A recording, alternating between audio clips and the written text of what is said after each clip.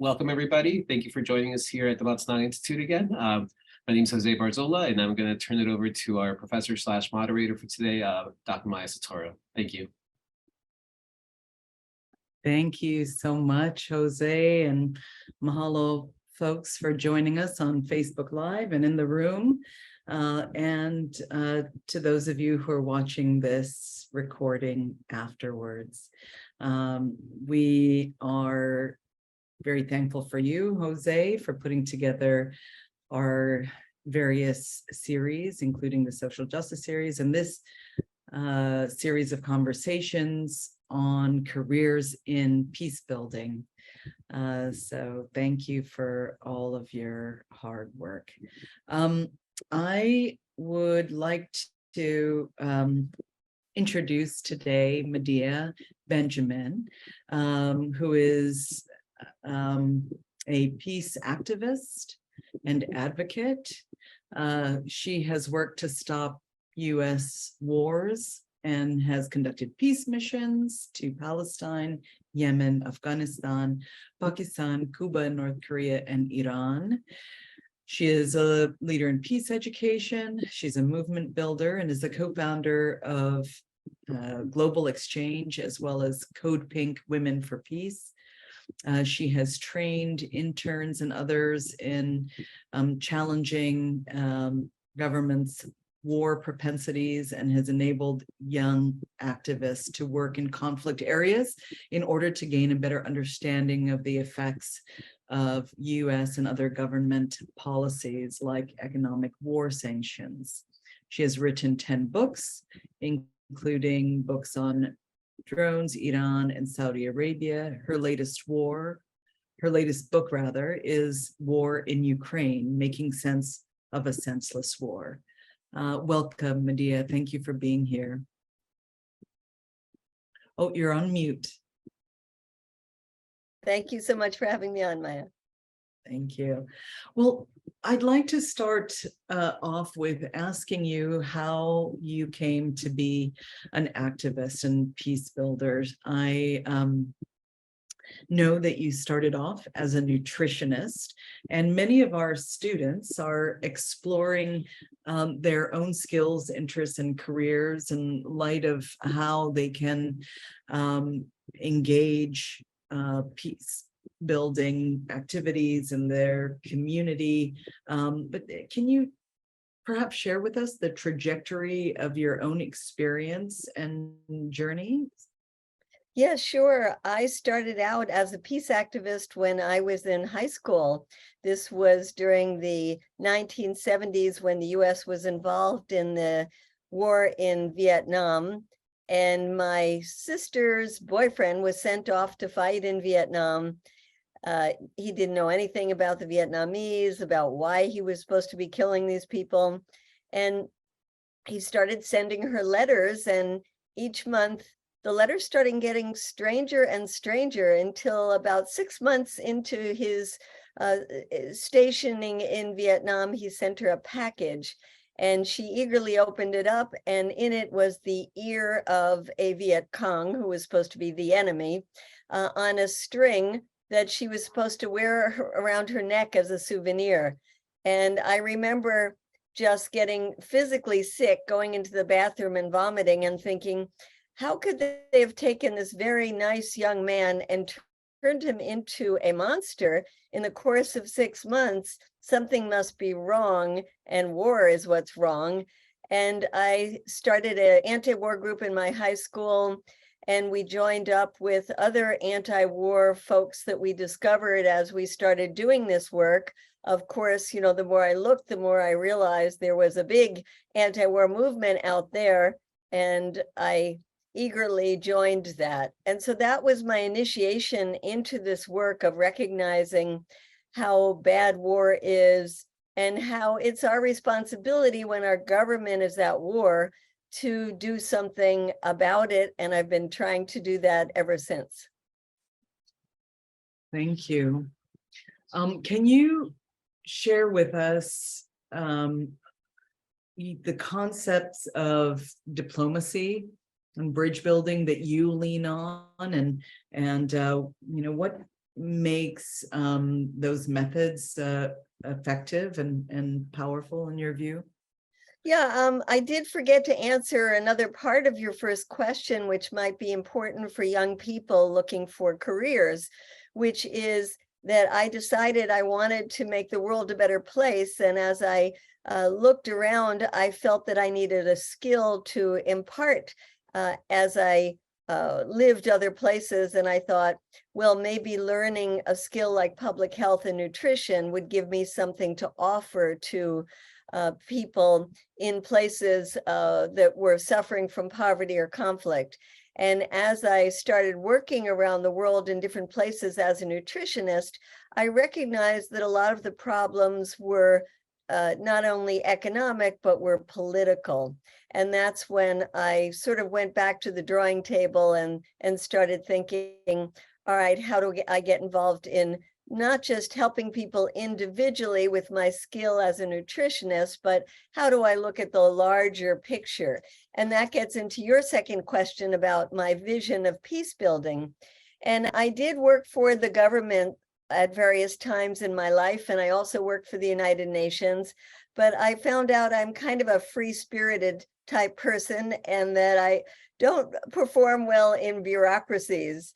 I like to take action when I see a problem rather than having to go up the chain of command and, get permission to take action and oftentimes not get permission. And so I started organizing what I called citizen to citizen diplomacy trips. And I did that by creating an organization called Global Exchange. And we would take people to different places around the world. Now, in that case, everybody would have to raise their own funds. So today that's become easier because you can do a GoFundMe or something online and try to get your friends and your relatives to help you raise, let's say, $1,500 to join one of these delegations.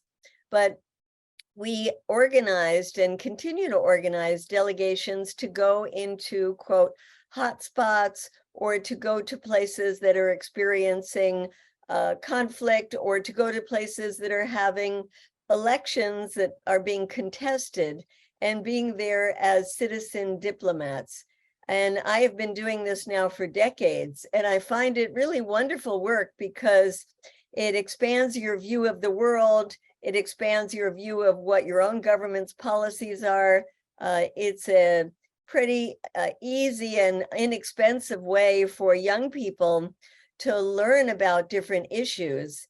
And we encourage young people to take these trips. Sometimes they're literally just a week long, going, for example, to Honduras and learning about the roots of the conflict and why people choose to migrate from their countries, or going to a place like Cuba to look at the hostile relations between our two countries that have been happening for 60 years.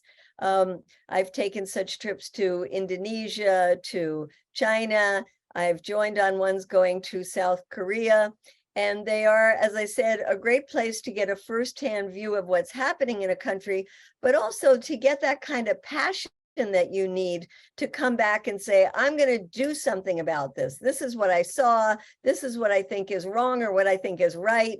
And this is how I think I can do my bit to try to change that situation. And I've seen young people change their entire lives with one of these trips. I've seen it even in my own daughters when I've taken them places overseas, and they've discovered things that they've never seen or heard before. They get angry when they see people being abused, or they get angry when they see government policies they don't agree with.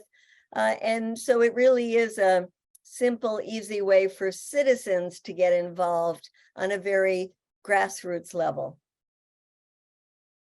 Well, I appreciate that so much because too often, of course, people look at the issue of war and they feel completely helpless. They don't know how to get involved. And so articulating those pathways, as well as helping people understand the urgency, the availability, the need for development of their upstander identity, I think is a really good thing. So I'm a big fan of your citizen diplomacy, and I know that there are tools and strategies that are consistent across all of these efforts.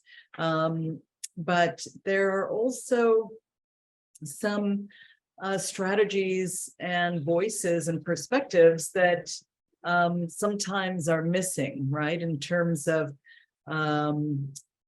what takes place behind closed doors in the room where things happen, right? So can you share with us sort of the need for more female perspectives and in female leadership behind closed doors when it comes to policy decisions during war, economic or otherwise, women and young people?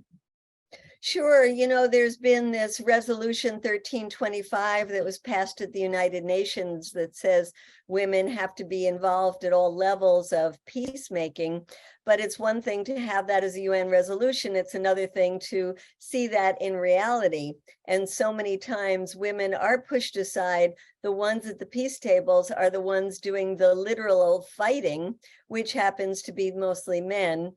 And women are not included. And so what we have done as an organization that I helped to found called Code Pink is to push for women's inclusion. For example, when there have been a series of negotiations in places like Syria where the women were excluded, we actually organized a delegation of women and took them to Switzerland where the peace talks were starting and demanded that women be included. And we have done similar things in other places. I mean, first we ask nicely, we send letters, we say, let's make sure that women are included in these talks, and we ask for meetings and we ask to be included.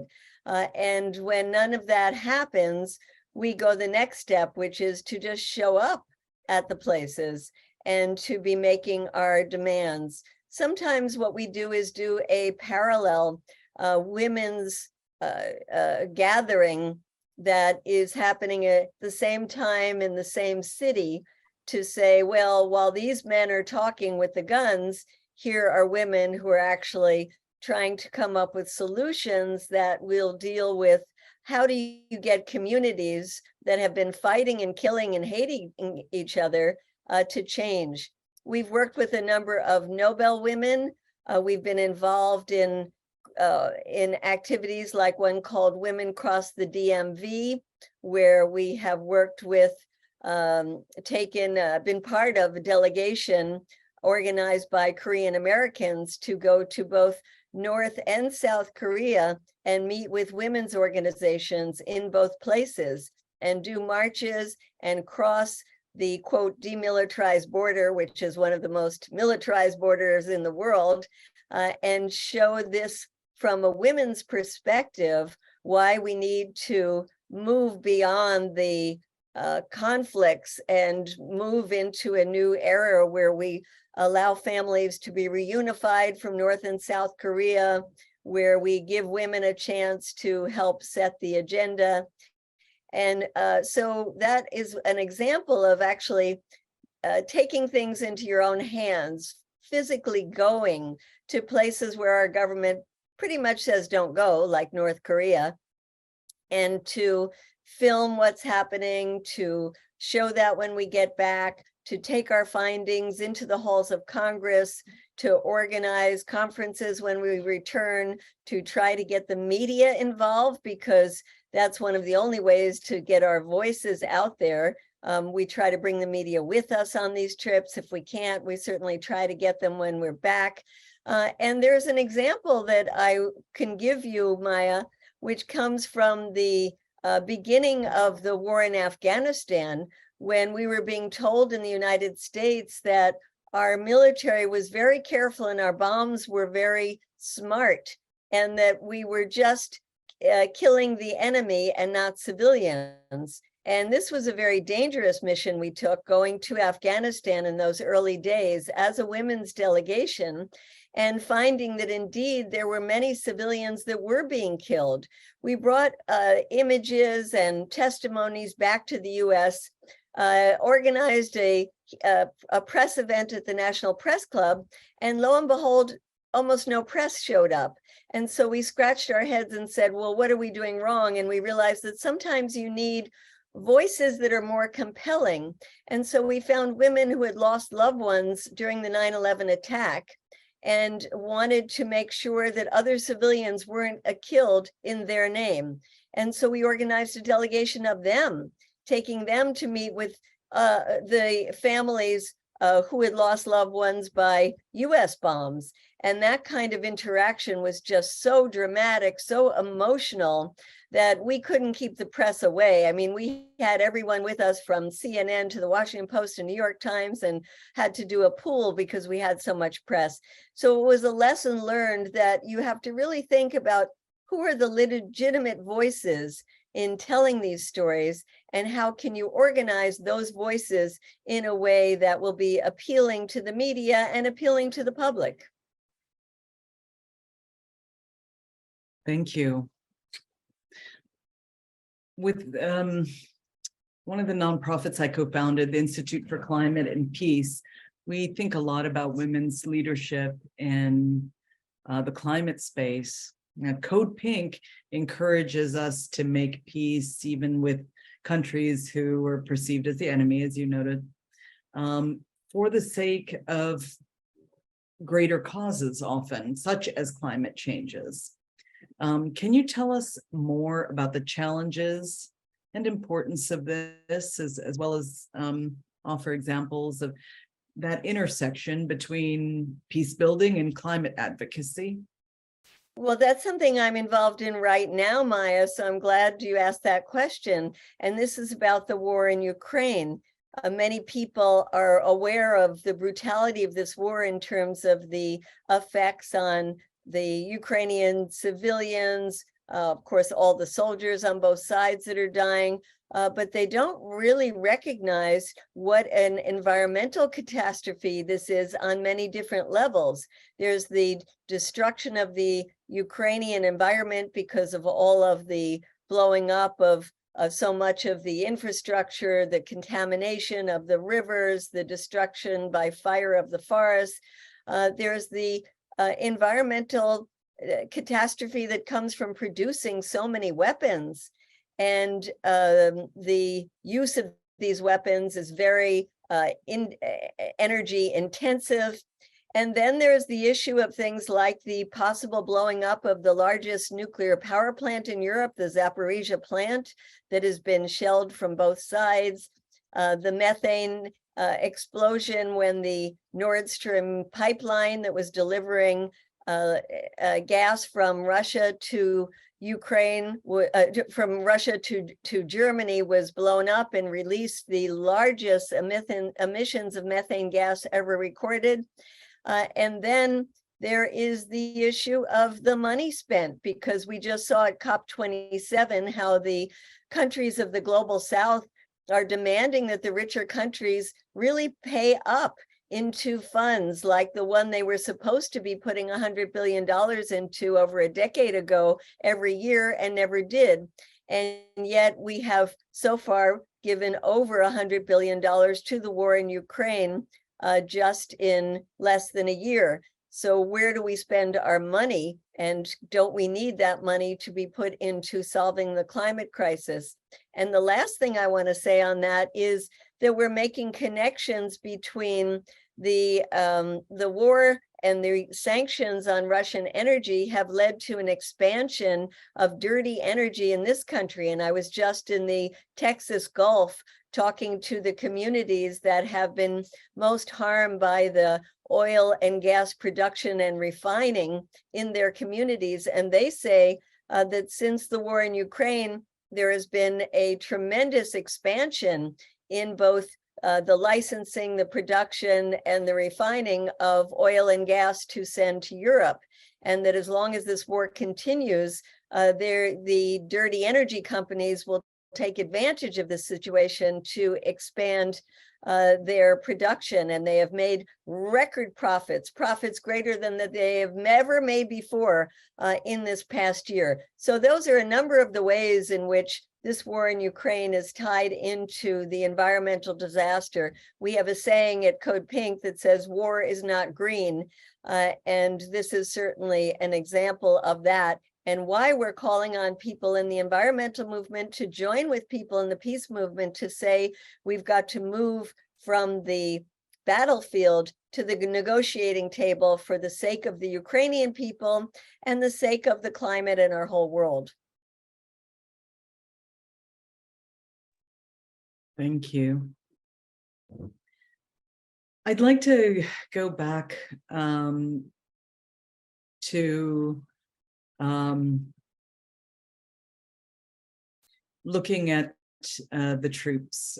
Based on what you have seen, what is the likelihood that Russian troops will retreat, and can we prevent the war from escalating? What is the smartest way to get this to happen without sanctions that harm civilians? The sanctions that the West has placed on Russia have actually backfired, because instead of harming the Russian economy as they were planned to do, they have harmed the European economy, because the Europeans are now paying 4 or 5 times the price for energy than they were paying previously. And it's really harmed businesses in Europe. In terms of what can be done to get the Russian troops out of Ukraine and to be negotiating, there have been a number of reports that unfortunately have not been carried very much by the mainstream media that talk about negotiations that had been started in early on after the Russian invasion, which we loudly condemn. But after the first month, at the late March, early April, there were talks going on in Turkey. And according to Turkish officials, and this has recently just been confirmed by the former Prime Minister of Israel, Naftali Bennett, who was also involved in negotiations, these negotiations were actually producing some positive results, including a 15-point plan for Ukraine to be neutral, for the Russian troops to leave, and issues of how to deal with the Donbass and Crimea. When the Western leaders, was in this case Boris Johnson from the UK and the Secretary of Defense Austin from the US, basically told Zelensky not to continue with those negotiations, that the West would be there for them in providing the weapons they need, and that they should try to fight until victory.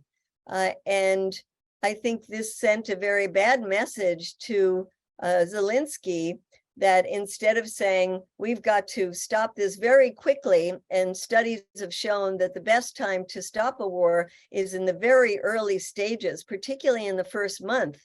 And so instead of pushing for that to happen, Zelensky then said, no, we're not going to keep on with this process. And so I think it's an example of the US stymieing negotiations, seeing this terrible invasion of Russia as a way to punish Russia for what it did, but also as a way to weaken Russia. And I think that there's a lot of division in the US government. Some people like Mark Milley, the chief of the Joint Chiefs of Staff, the chair, who recently said there was no winning on the battlefield, that this had to go to the negotiating table. And yet others in the Biden administration that don't believe this is the right time for negotiations.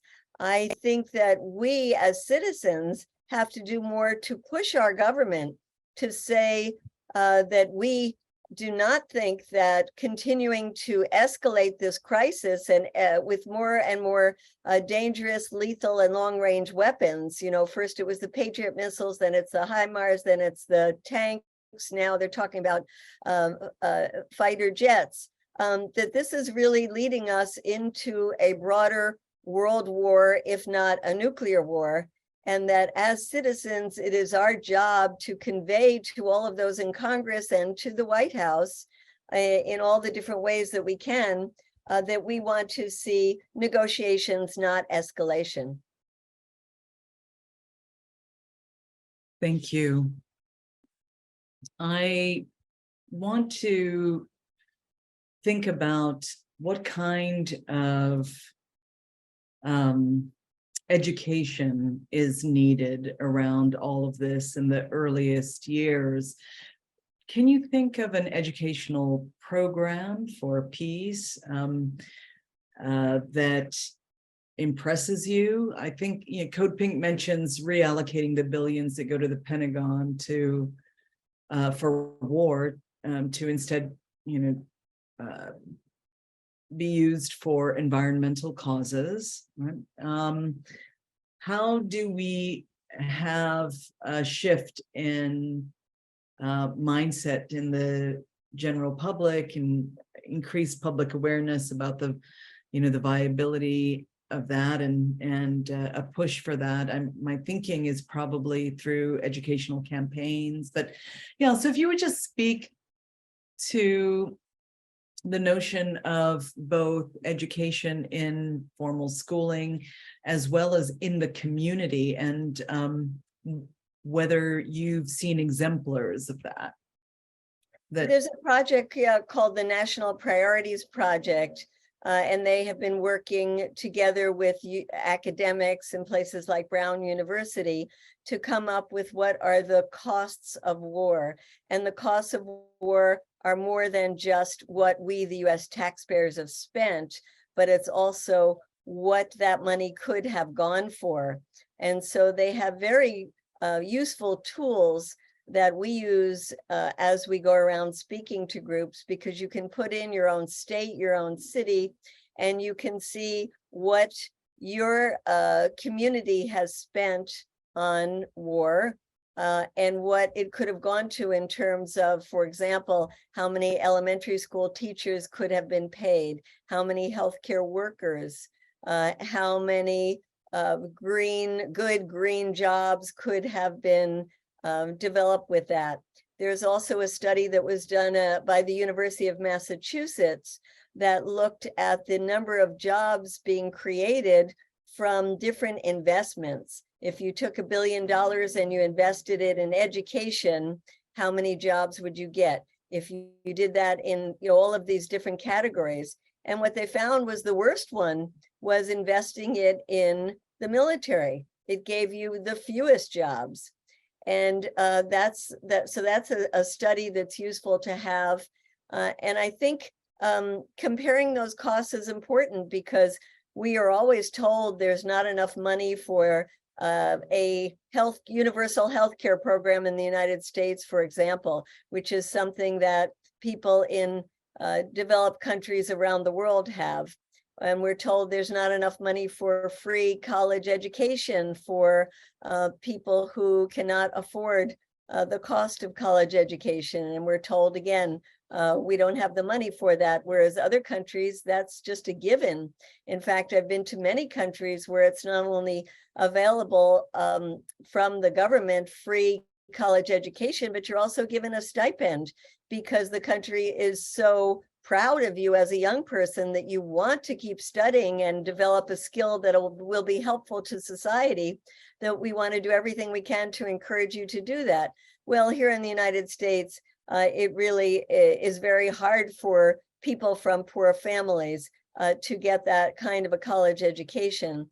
And so we try to show that why is it that there's always money for war? When a war breaks out in Afghanistan or Iraq or Libya or now in Ukraine, there's very little discussion about where is that money going to come from. It just appears. And as I said, in the war in Ukraine, over $100 billion has just appeared in less than a year. So we talk to people about the budget being a moral document. This is something that Martin Luther King said. This is something that the Poor People's Campaign, a coalition of groups today that focuses on the what was the triple evils of poverty, racism, and militarism, and has added in the environmental crisis, putting those together and saying, you know, how can we move from a country that spends so much of its resources on militarism instead of what Martin Luther King called life-affirming activities. So we have documents that include going back to that beautiful Riverside speech of Dr. Martin Luther King that talked about the issue of the war in Vietnam and put it in the context of what people really need here at home, as well as those projections that I mentioned that the National Security, National Priorities Project does. Those are some useful tools. Thank you. I appreciate that. So as part of your global exchange, I understand that in the 90s, you invited Honani K. Trask to go on a speaking tour to speak about settler colonialism, tourism, and it's the negative effects of the tourism as it was, as it you know, often still is. But there's been some reimagining lately that was inspired in part by her activism. But can you tell us a little bit, since we are housed in Hawaii, your memories of that and other points of interest and connection with Hawaii? Well, yes, it was very powerful to have her come and speak to audiences in the US about the past, the history of settler colonialism in Hawaii, the history of Hawaii becoming so much of a center for US militarism, and the problems associated with tourism. She said, we don't need tourism. We didn't have tourism for 2,000 years and we got along just fine. The tourism comes in and it skews things in favor of the foreigners. It makes life more expensive for the local people. And, you know, she had a whole series of critiques of tourism and, of course, of how Hawaii was being governed. And it was extremely powerful for people to hear and forced us all to reflect a lot on what we were doing. And it really helped shape the kind of travel experiences that we made for people that would include things like looking at not these alternative kinds of trips that we would organize, but looking at the other kinds of tourism, which include a lot of things like sex tourism to Asia, and how horrible and harmful that is to the local people, and how tourism, even if it's not sex tourism, it oftentimes leads to a lot of prostitution and tremendous inequalities. So that was a important eye-opener from her. And the other was the issue of militarism and how here in Hawaii, this has become the center not only of taking very important and traditional lands and using them for military purposes, but also Hawaii becoming the center of this US military octopus that is has its tentacles in so many places throughout the Pacific, and how the Hawaii is the center for that command. And since our work is around trying to demilitarize our foreign policy, trying to reduce the footprint of the US military, both at home and abroad, it's important to look at all of the bases and the military entities that the US has here in Hawaii as we talk about these issues and we see the increase in the number of troops around the Pacific, particularly, for example, in Guam, in South Korea, in Okinawa, and recognize that there is a lot of emphasis now on China as our adversary, and we're very concerned about that. I mean, let's face it, Maya, we're in a war now, a proxy war with Russia, which is extremely dangerous and could lead to nuclear Armageddon, as Biden himself said, and yet we are already pointing our sights at China. And instead of focusing on how can we cooperate with China to deal with the climate crisis, to deal with the pandemics and things like COVID, how do we work with China to improve the economic situation of people around the world instead of competing with China, we are on this track of seeing China as the adversary. So we're very concerned about that. And of course, Hawaii is very much the a center for activities and military exercises that are oftentimes aimed at China or intimidating China. You have done a lot. So some of what we are doing here in Hawaii is really thinking about, of course, reimagining the economy, but we're looking at sort of regenerative economies and regenerative agriculture.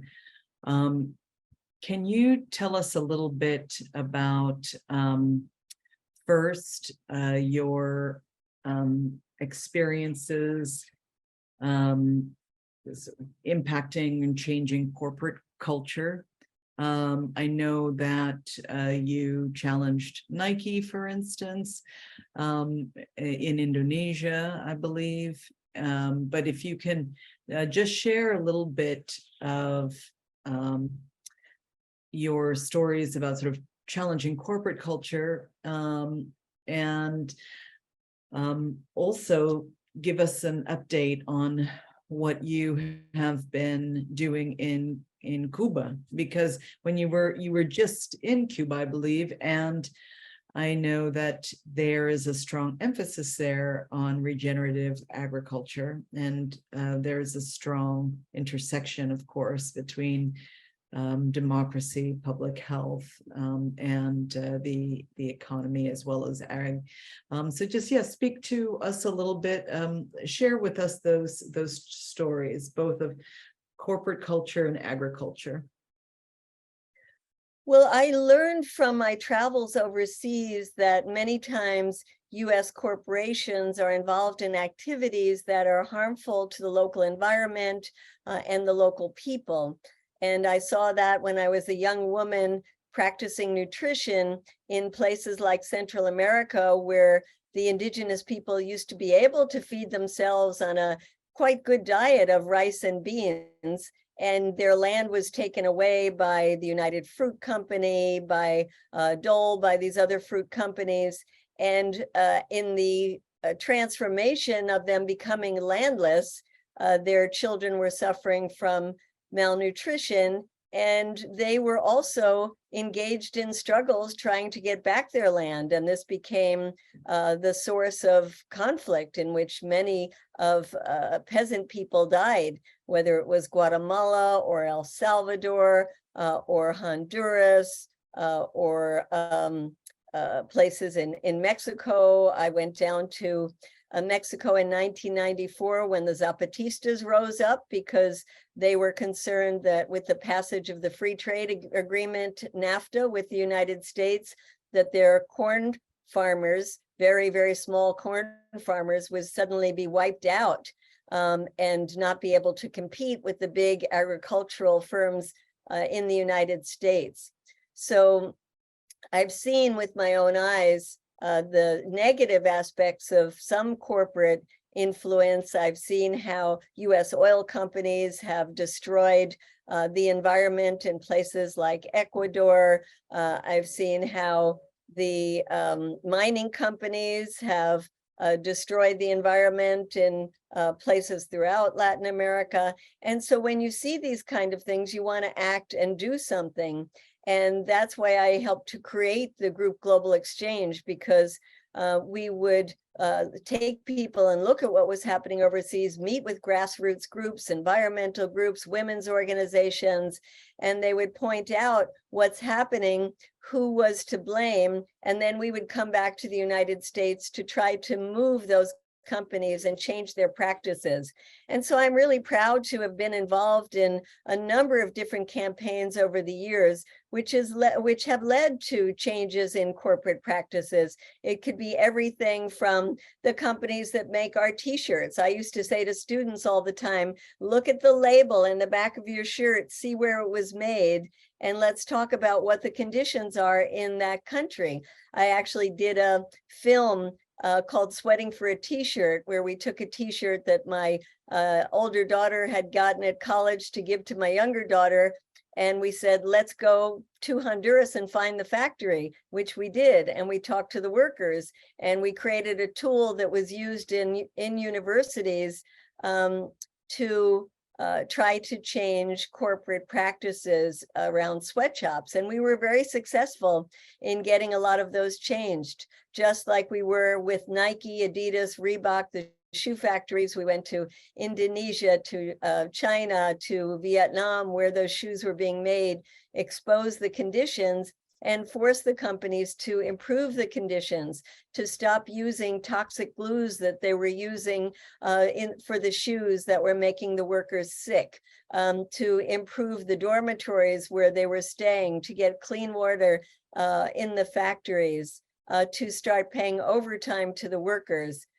These were all the kinds of things that I have been involved in. And I want to tell, any of the young people who are watching it, how important this work is, and how rich it is to be involved with workers who are struggling, who so appreciate our ability to help lift their voices and their demands and get them directly to the CEOs. Buy a couple of shares in a company so that you can go to the shareholder meeting and directly talk to the board of directors.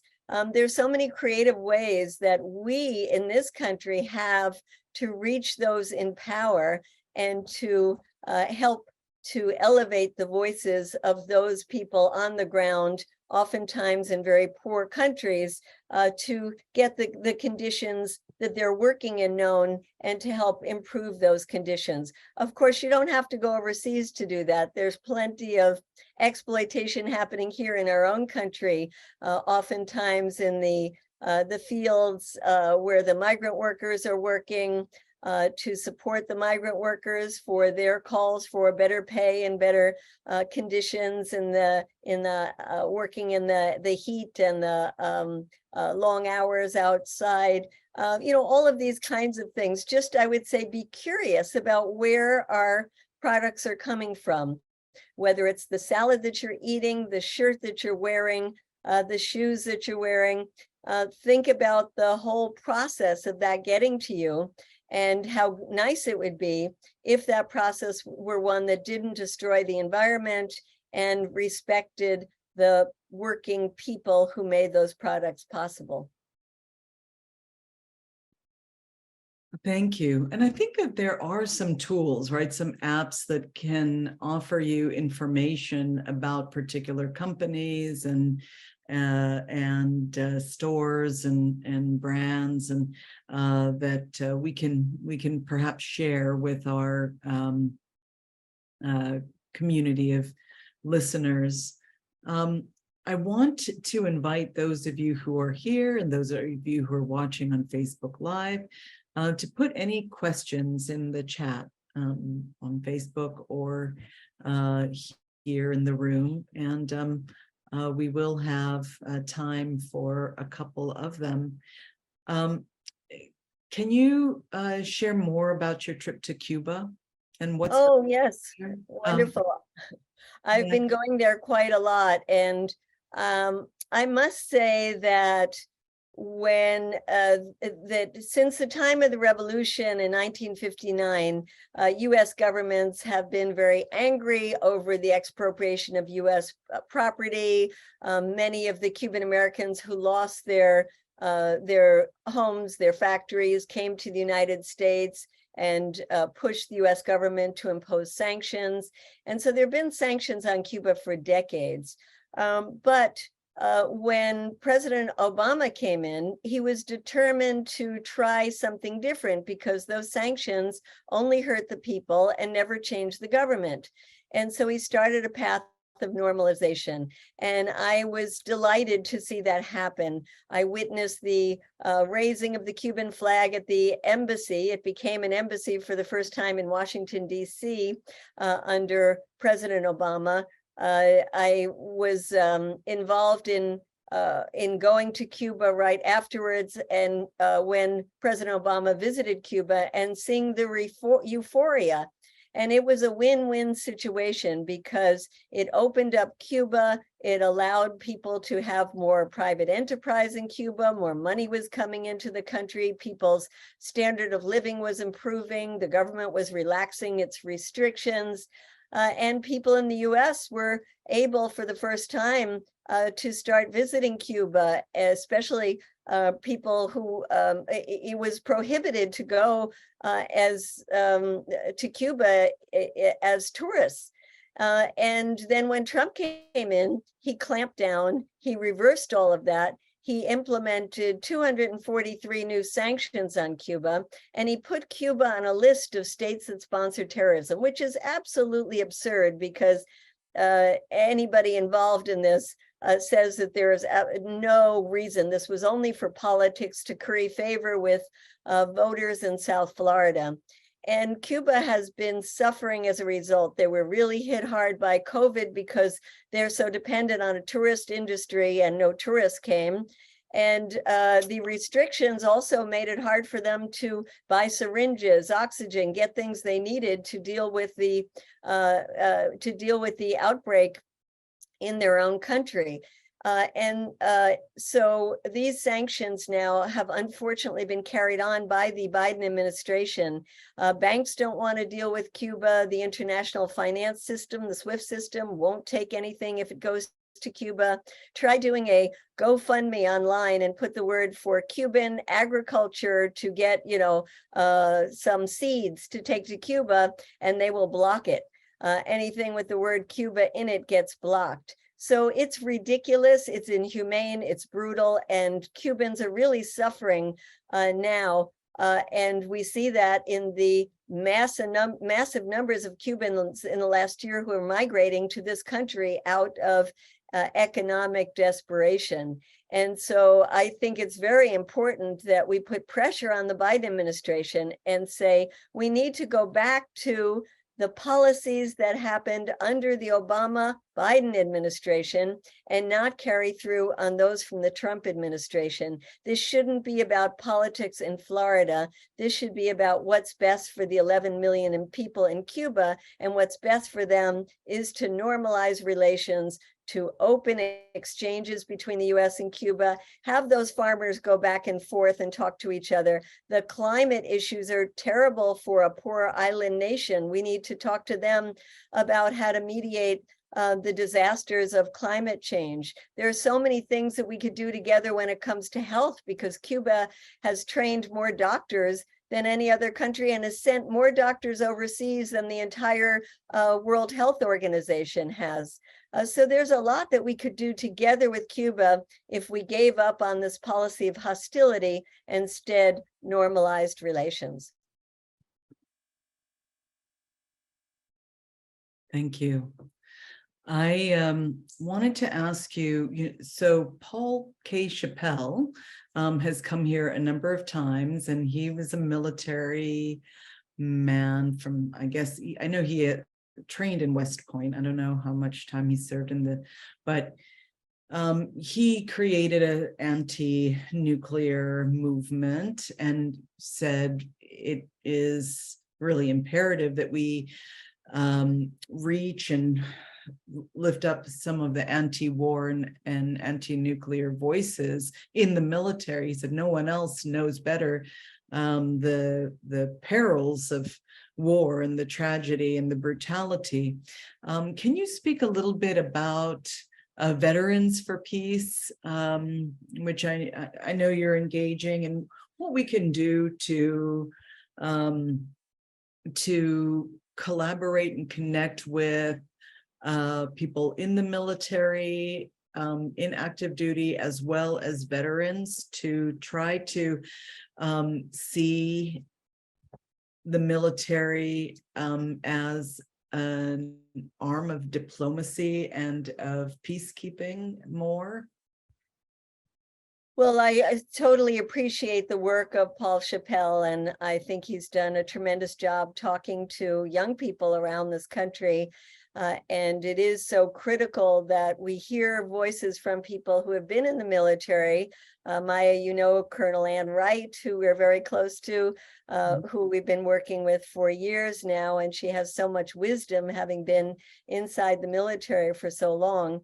Veterans for Peace has a lot of people who have used their experience in the military once they get out to be very important voices for demilitarization. It's oftentimes hard, if not impossible, for people to do this kind of work while they are on active duty.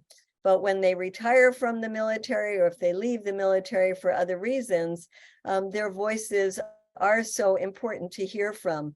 So we work with not only veterans like Veterans for Peace, but groups like one called Military Families Speak Out, that talks about the effects of these wars on the families themselves. And of course, there's the work to do with veterans who are overwhelmingly, disproportionately present in our unhoused population, and having mental problems, PTSD from their time in the military.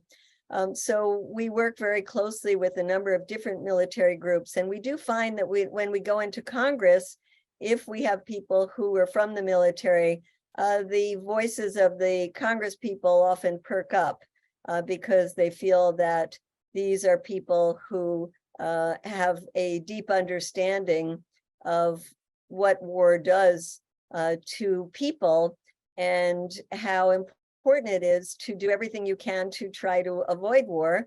And when there wars happen, everything you can to try to end those. So I agree with you that those are the kinds of voices that are important to seek out. It doesn't have to be that you yourself were in the military. I've never been in the military, but I can reach out to people who have been and to try to give them a bigger platform so they can spread their wisdom. Thank you. So I want to leave time for a couple of questions that are in the chat. And my friend Jesus Puerto has left a nice comment commending you for your many years of hard work, voicing the need to end the US embargo on Cuba. I was telling you about Jesus and his nonprofit Cubanacoa. Mike, can I just say something on that front, which we alluded to but didn't really mention, which is these sanctions on countries like Cuba amount to what I would consider economic warfare. And it's important for us, when we think about war and conflict, to expand our understanding that it's not just what's happening in terms of guns going off, bombs being dropped. Also, if there are these tight sanctions on countries that our government doesn't like, and it can be Cuba, Venezuela, Syria right now, which is suffering from the terrible after effects of that earthquake, that these sanctions really affect the poorest families the most. They affect women the most. And we've got to think of it not as, just some kind of policy that the US does instead of war, and so it's positive because it's an alternative to war. We have to think of it as a kind of warfare that oftentimes kills more people than actual military conflict. Thank you. I have a couple of direct messages to me. One is buying shares in particular companies is a great idea. What companies do you recommend? Well, we at Code Pink have shares in all the big weapons companies, and we go to their shareholder meetings. We try to introduce resolutions at their shareholder meetings. We also buy shares in some of the big investment firms, like the biggest one, BlackRock. And when I was doing more work on the economic activities, we would buy shares in some of the companies like the Gap and Nike, and buying shares in the energy companies is important because that's an area where we really should make some changes. There were a lot of worker struggles going on at one time in factories owned by Coca-Cola, especially in Colombia, the country of Colombia. And so we bought shares in that company. So, it depends what's going on, where there is important struggles, and to buy shares in those companies so that you can use those shares to have a voice to try to change the practices. Clever. Okay, I have another question. I've experienced a lot of tension between wanting to engage in diplomacy with countries like China and North Korea, but also having misgivings because of human rights violations, for instance, in Hong Kong. Can you help me resolve that tension? Yeah, I think, diplomacy is not so much about talking to your friends. It's about talking to your adversaries. It's about bringing people in and trying to change policies from a position of exchanges and showing by example. We at Code Pink have gone to Iran many times.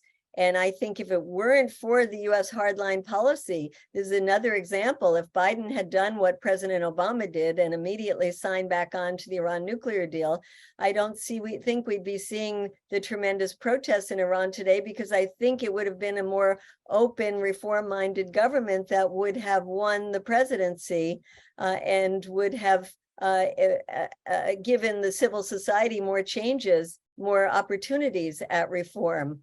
So I would say diplomacy is way better than the alternative. Thank you. And one final question in a couple of minutes, if you can answer it. It's from David. Medea, I believe. Can you speak to the fact that the current US empire proxy war in the Ukraine has actually been going on since 2014, and some 14,000 innocent ethnic Russian Ukrainians have been killed in the Donbass by the Ukrainian military, and 4 million ethnic Russian Ukrainians have fled to Russia to escape the pogrom against them by the Ukrainian military? Well, I would recommend that people read my latest book, which is called War in Ukraine, Making Sense of a Senseless Conflict, because while we condemn Russia for its invasion, we think it's so important to put it in the context. NATO expansion, despite the promises made in 1990, 1991 to Gorbachev that NATO would not expand, quote, 1 inch eastward, the involvement of the United States in the 2014 uprising of the Ukrainian people against a government that was elected, but that a people's uprising turned into a violent coup, that the US did have a hand in turning a government from one that was pro-Russia to one that was very anti-Russia, which led to the breakaway republics in the Donbass region, which, as the person who asked this question said, is majority ethnic Russian, led to the Russian takeover of Crimea, which is also majority ethnic Russian. And here we have this terrible war today. There was an agreement signed in 2015 called the Minsk Agreement. We now hear today from the former heads of state at the time, from Germany, Angela Merkel, and from France, Francois Hollande, that they really didn't make that agreement to end the conflict, which everyone thought it was supposed to do, but to buy time for Ukraine to build up its military. And so during those years, that conflict continued. And as the questioner said, there were 14,000 civilians that were killed during this time. And it leads us up to this war today. But that only leads me to do full circle of what we've been talking about, Maya, which is that we have to put the emphasis on finding ways for all of the parties involved, both Ukraine and the Russians, as well as Russia and the United States / NATO, to deal with all of these security problems, the security that Ukraine needs, the security that the ethnic Russians in Ukraine need, and the legitimate security interests that Russia itself has, so that there can be peace in that entire region. It's a cry that is coming not only from people in the region, but from around the world who are being affected by the high prices of energy, of grain, of goods in general. And I think this is a time in our lives when we need everybody to pick up the phone, call their congressperson and their senator and say, please do whatever you can to bring this battle in Ukraine from the battlefield to the negotiating table. Be public in your call for negotiations. Thank you very much for your insights, for your presence, for your activism and advocacy. Thank you all for watching. And please do join us on our next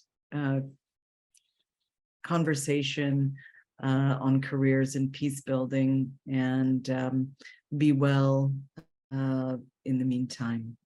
Mahalo. Thank you so much. Such a pleasure to be with you.